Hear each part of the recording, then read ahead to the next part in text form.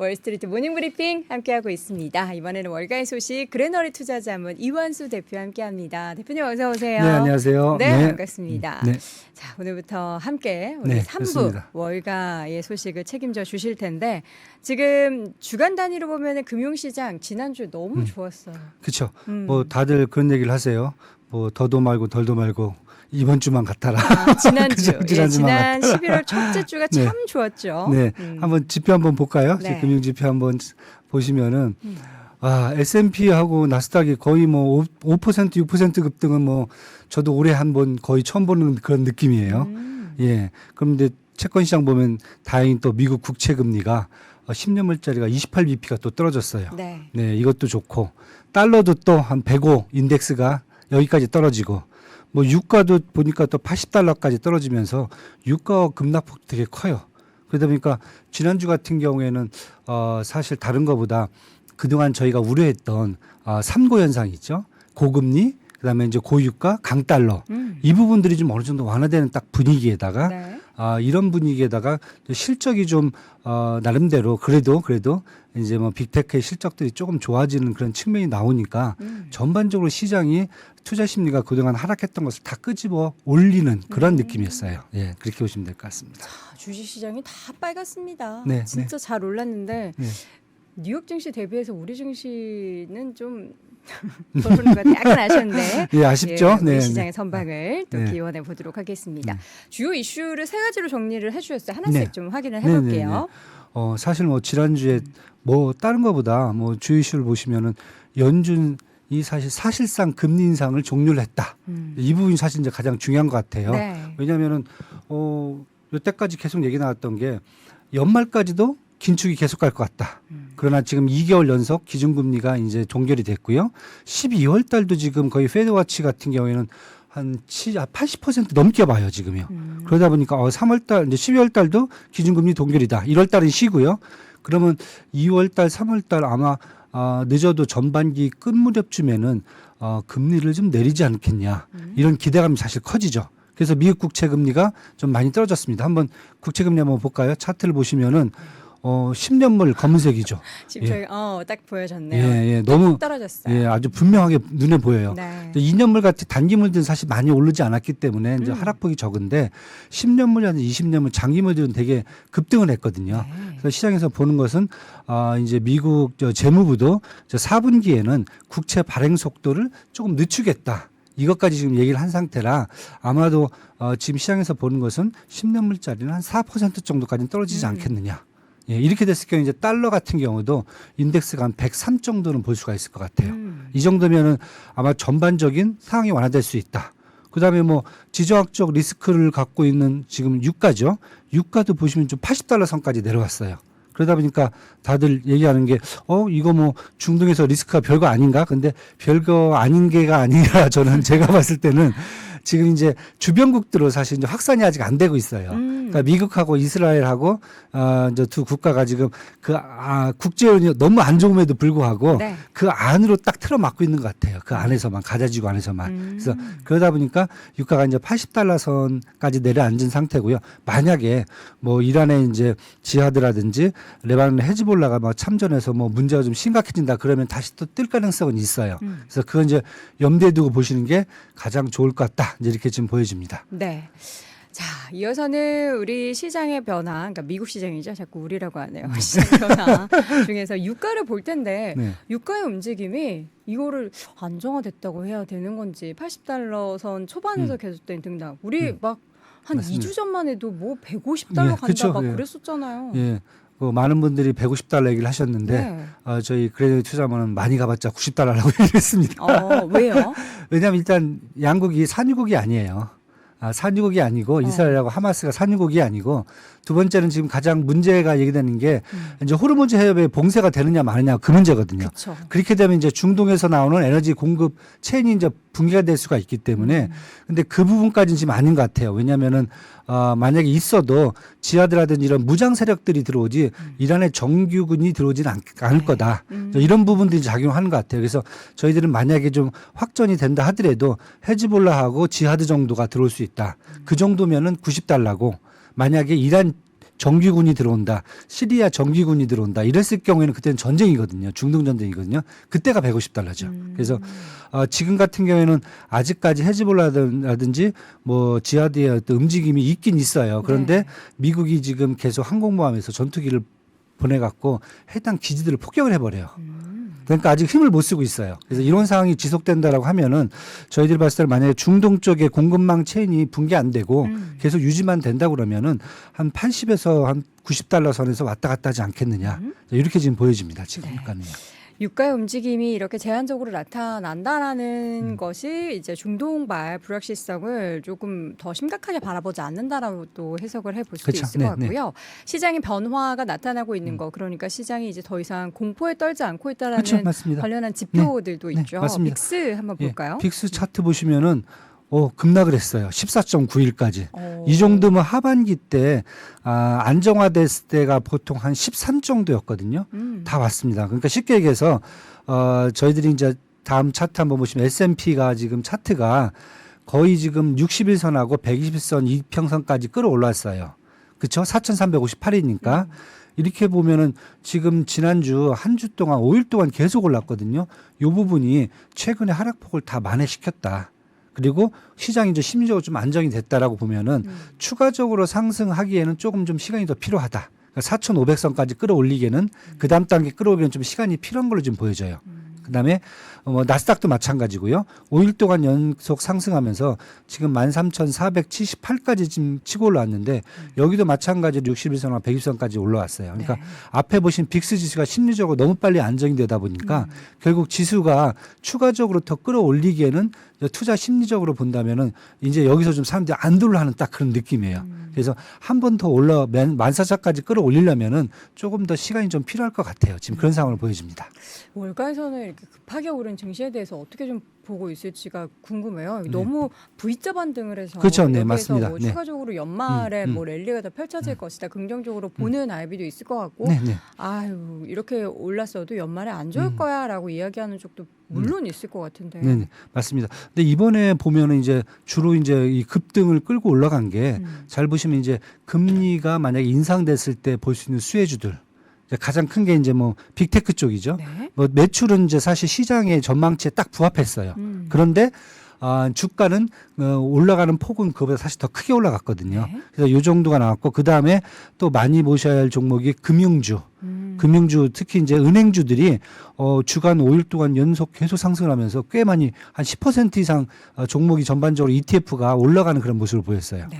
그 다음에 이제 금리 관련돼 갖고 제가 항상 말씀드리지만은 신재생 에너지 같은 경우는 금리에 되게 민감해요.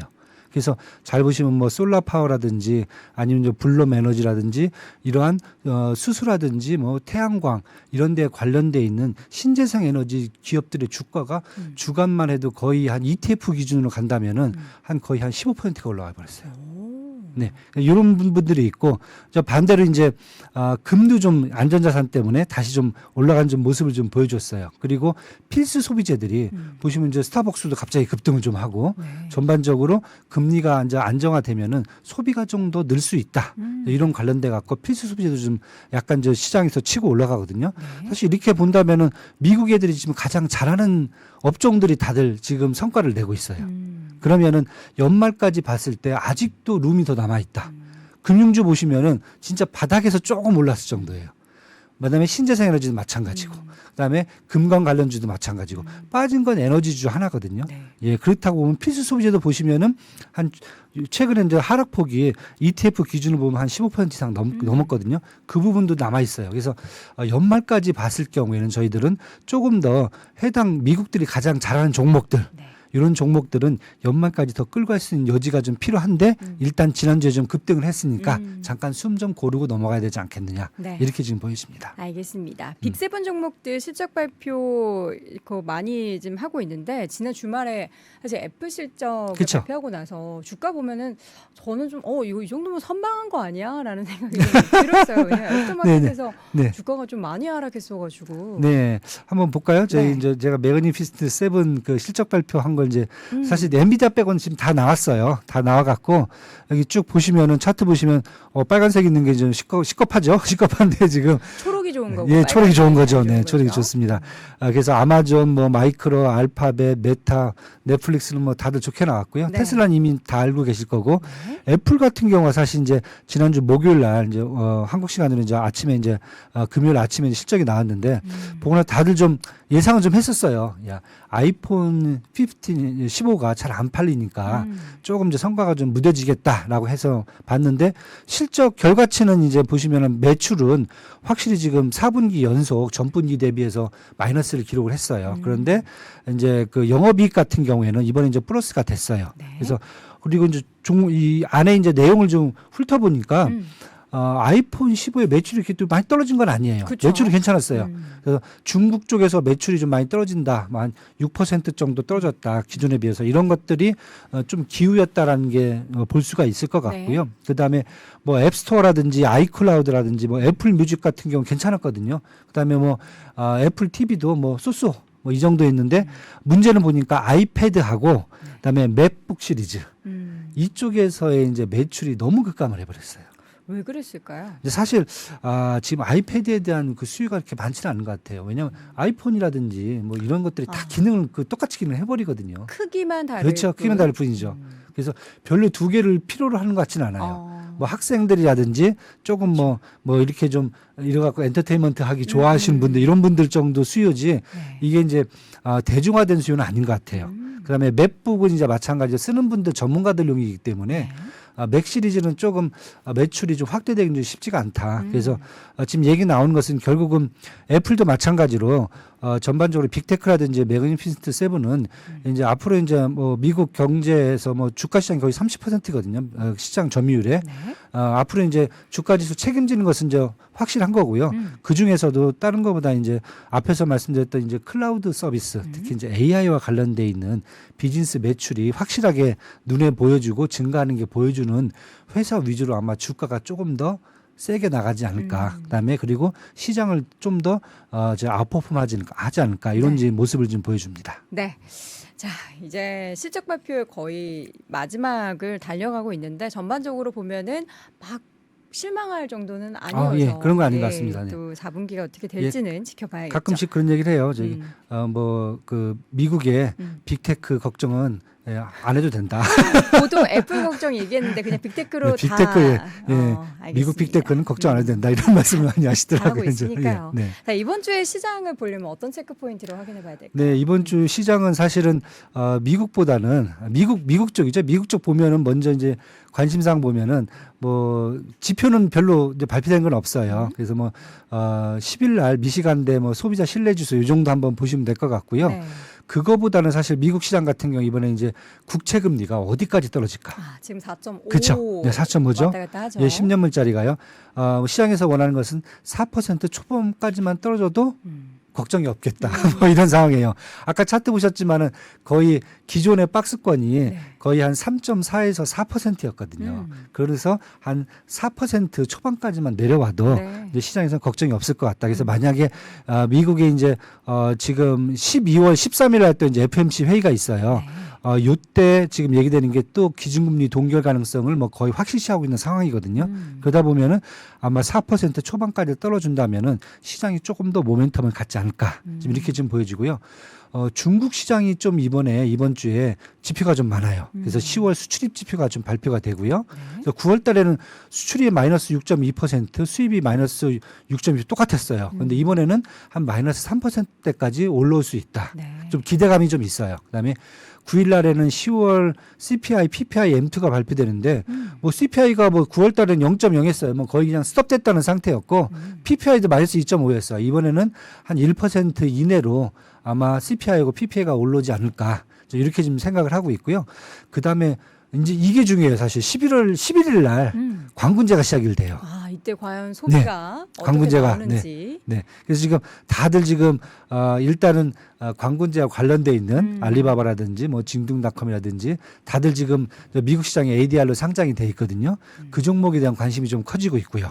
그 다음에 동시에 국내에서는 요 광군제 혜택을 받을 수 있는 화장품주들, 특히 화장품주들이 좀 많이 할인되면은 살 거다.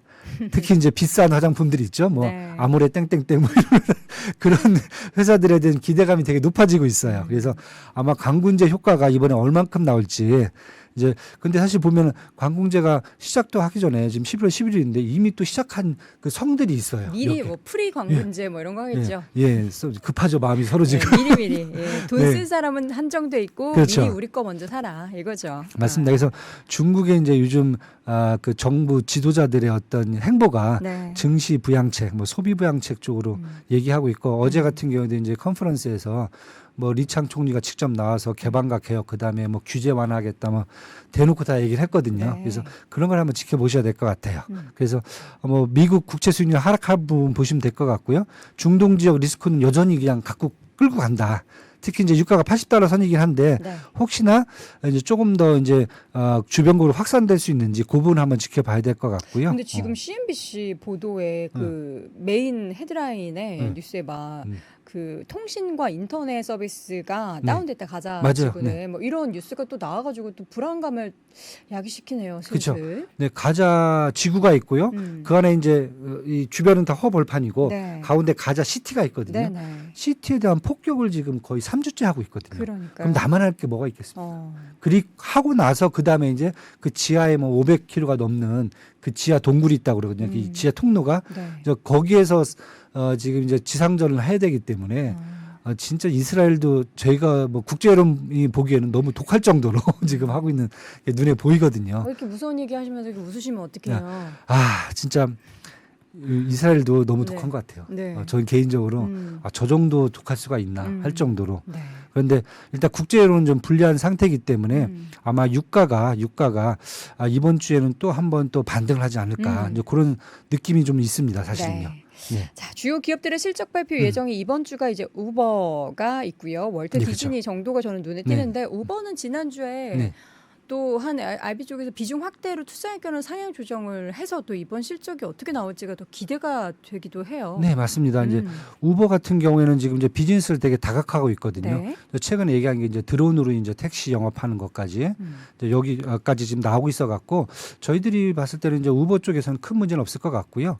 그 다음에 뭐 또 이제 7일날 옥시덴탈이 또 이제 발표가 되거든요. 왜냐하면 항상 보시면 이제 우리 워런 버핏 쪽이 이제 회장님이 선호하시는 이제 주식인데 얼마 전에 더 사셨다고 하죠. 그렇죠, 네네. 거의 지금 지난주 이제 포트폴리오 발표가 됐어요. 이제 그 워런 버핏 회장님이 갖고 있는 종목 중에서 6번째가 옥시덴탈이었어요.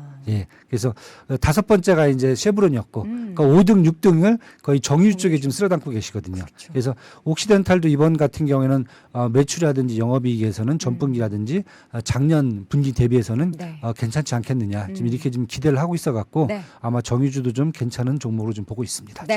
자, 이번 주 실적 발표도 여전히 남아 있는 가운데 이 시각을 통해서 또 여러분께 실적 내용 또 월가의 소식 꾸준히 전달 드릴 테니까요. 함께 해주시기 바랍니다. 오늘의 시간 그레너리 투자자문 이완수 대표 함께했습니다. 대표님 고맙습니다. 네, 감사합니다. 외환위기 오는 거 아니에요? 금융위기 오는 거 아니에요? 이런 질문들을 좀 굉장히 많이 받았었습니다. 탐욕이 되게 강했을 때 위험자산으로서의 극단적인 쏠림이 나타나고 공포감이 극에 달했을 때 안전자산으로서의 극단적인 쏠림이 나타나거든요. 과거의 일이 미래에 똑같이 일어난다 이건 아니지만 그때 당시에 위기 상황에서는 어떤 공통점들이 있었는지를 보면서 우리가 대비를 하는 방법도 고민해 볼 수 있고요. 과거를 제대로 이해하는 순간 위기의 실체가 드러납니다. 오건영의 현실 경제 이야기를 서점에서 만나보세요.